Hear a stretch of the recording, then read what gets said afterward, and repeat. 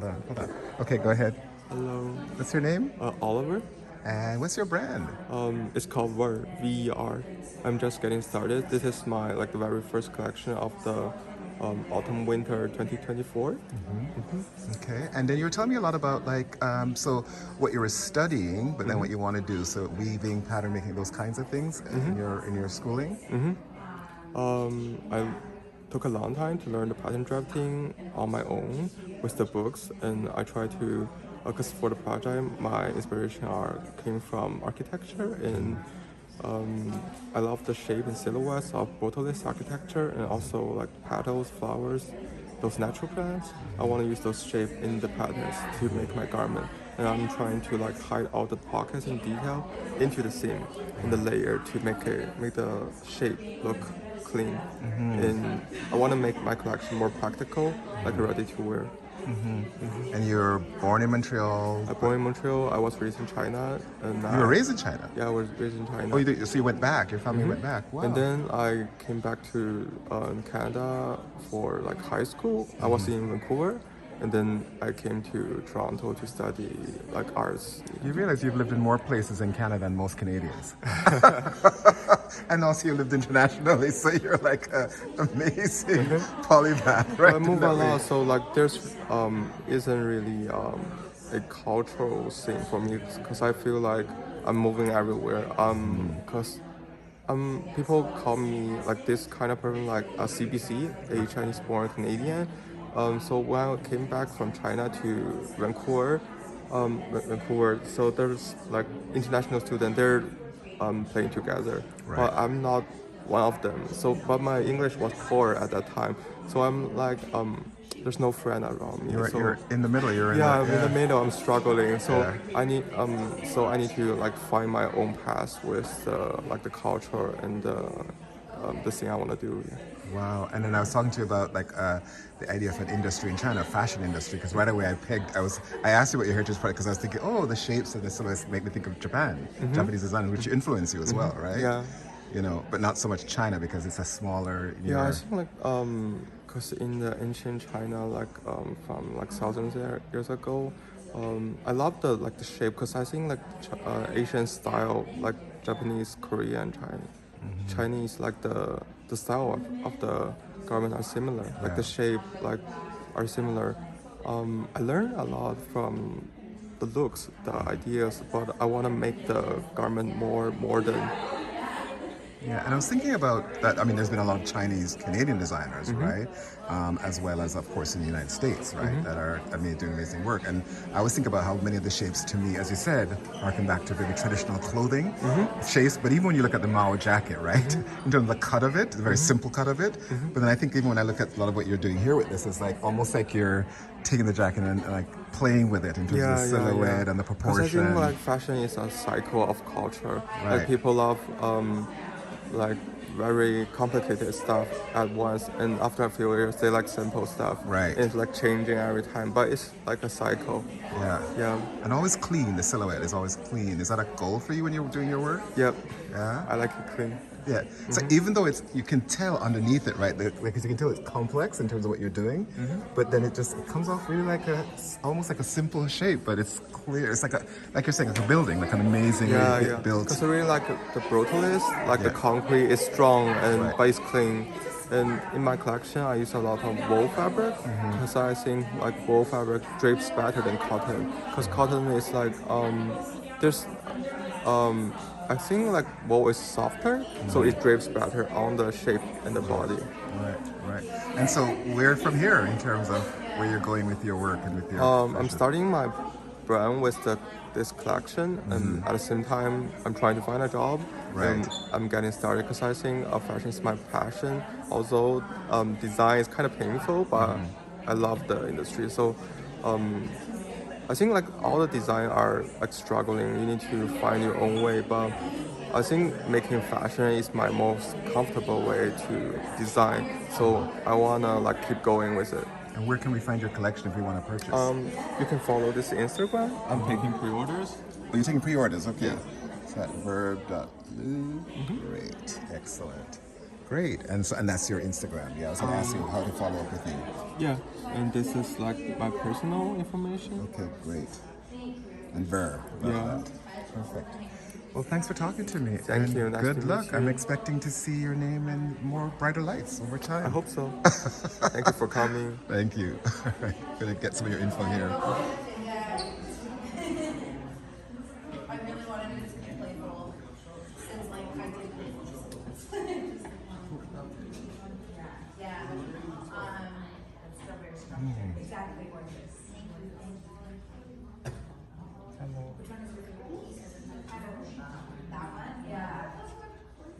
Wow.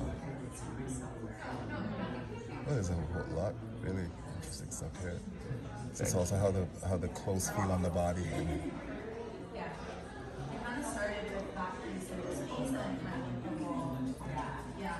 amazing.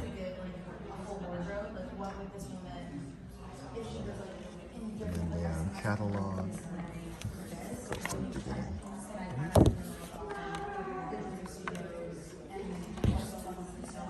The nature. It's almost like the idea of a building blocks, right? So I wanna make it like my work in the OCAD more like a showroom for my collection than a art piece. wow.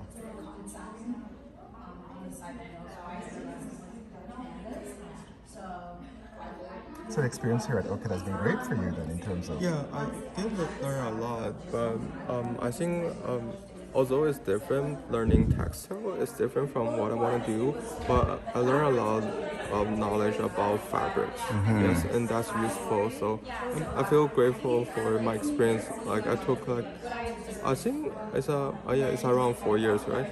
I think it was worth it.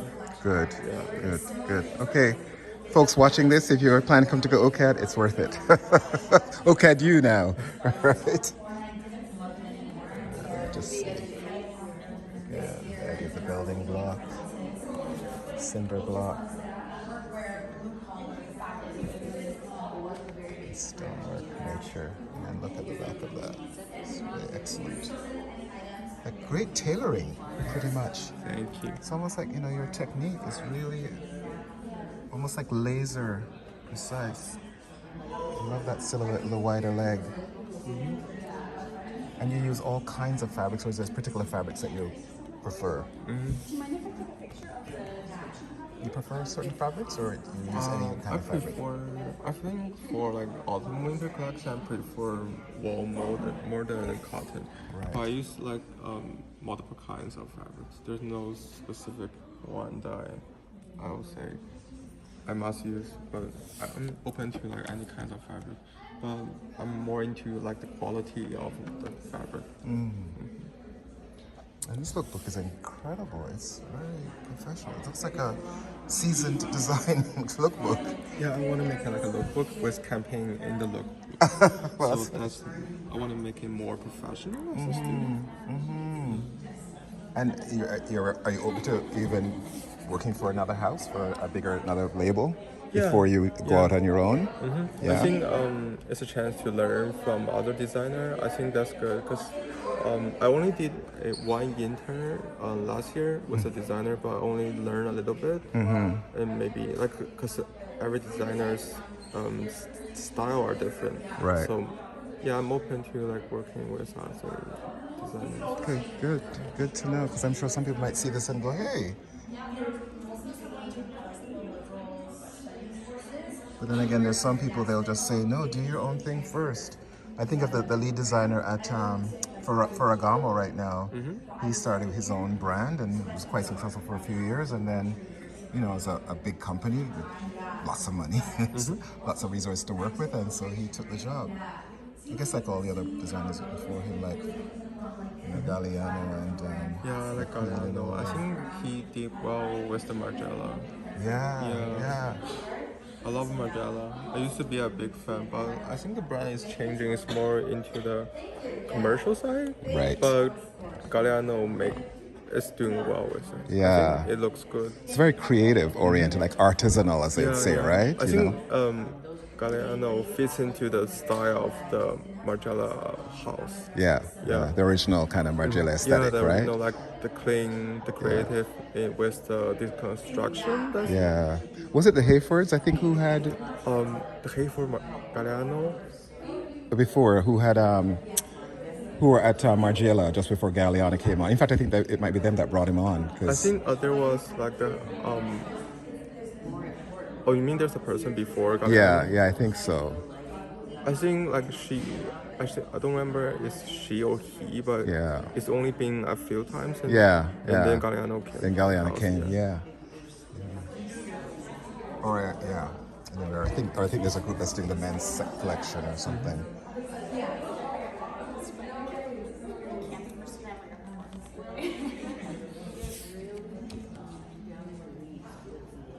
Yeah, when we were younger, we were all obsessed with Margiela True. because of All the designers love Margiela. because of the cloven toe and Yeah, I think it's a big inspiration to me. yeah. Wow. But also learned a lot from McQueen. I think McQueen is a genius. He's really creative. I love all these details. So a book like this would be for someone who is wanting to place an order from you, Yeah, right? this part is like a line sheet. Okay. What's it called? Line sheet. Line sheet? Okay. I didn't know. I mean, I feel like you've done a really good job of that. Oh, I see. Okay, so that's all the information of what it is. Oh, and pants. Oh my God, this is quite the book. Oh, look at this. Amazing. Wow. This is the one. And that's it there. Oh, look at all that It's a detail. spiral construction design. In the front, it's like the ears. Wow, yeah. That's excellent. This is like the back part. Right. And the details of the spider. So this is the kind of thing that, for example, you could send to a client's away, right? Send them photographs and then Yeah. they can get more of a sense of what it is that you're making. Yeah, like So- the season. What's the style of this season? Was Right. Yeah. Beautiful. Well, thank you for talking to me. Thank you for coming. Amazing, amazing. Yes, also, and video as well. Love this piece with the gold neck almost. The back. Wow. And look at this with this detail at the back. When everybody would say to me, so what's the price range you'd say, if you're comfortable saying? For the jacket on the shelf, it will be like around 800 to 1200. Right. Yeah, for the knitwear, it will be around like 300. For the pants, around 9. Because I'm using really fine fabric and really expensive lining and interfacing.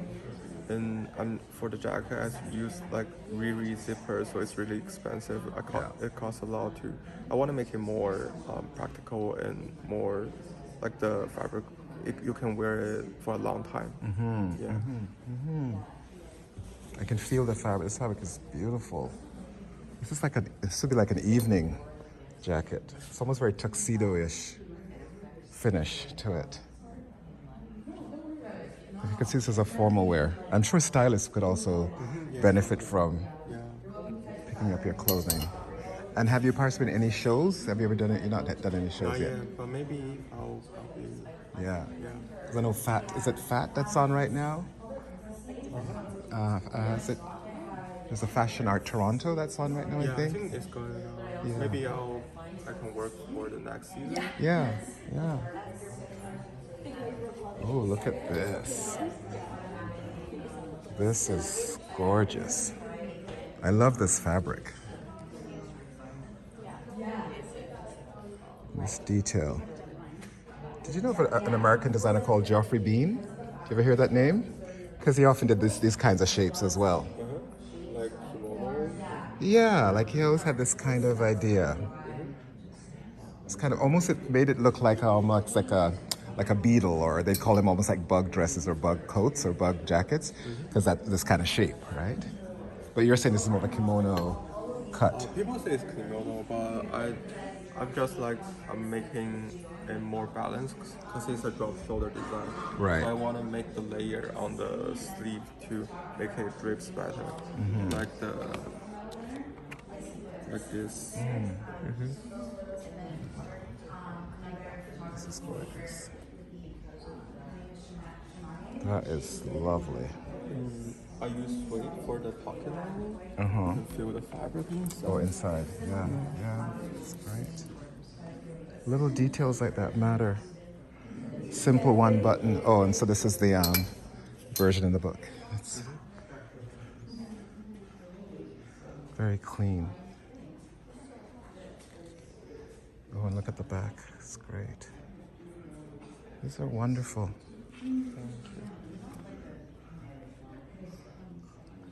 And pretty much, I know you were saying about gender, so, but a lot of this stuff, I would say, I would wear any of these. So is there to some degree, some unisex in terms of anybody can wear? Unisex, yeah.